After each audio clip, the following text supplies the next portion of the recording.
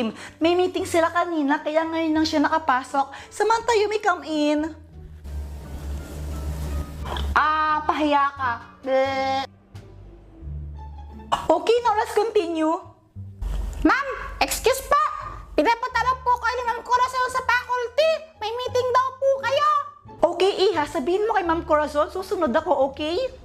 Okay po. Okay, class, we will have a meeting on the faculty. Pero mabilis lang yun, babalik din ako agad. Pero habang wala ako, sinong gusto ang maglista ng noisy?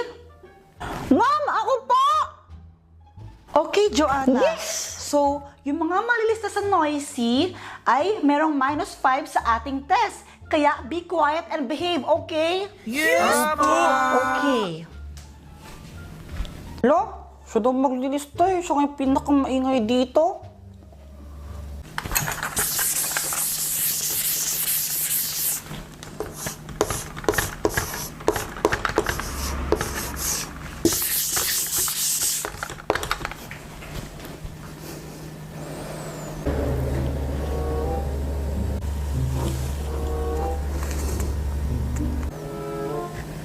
Jepoy, ano?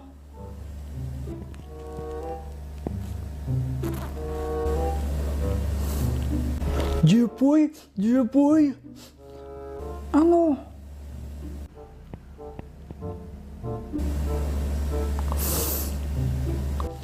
Jepoy.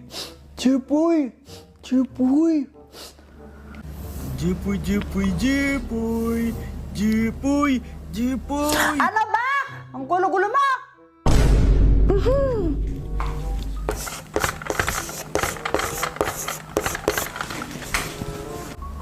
Oy! Si Boyet kasi, ginugulo niya ako!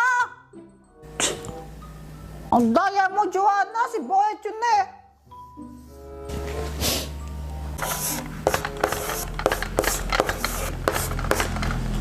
Oh, Joanna, ba't ako nakalista dyan? Tumayo ka eh. Di naman ako maingay eh. Tumayo lang ako. Ikaw talaga, no? Hindi mo alam ibig sabihin ng standing tsaka noisy. Oh, ayan, maingay ka na. Times 2. Oh, but times 2.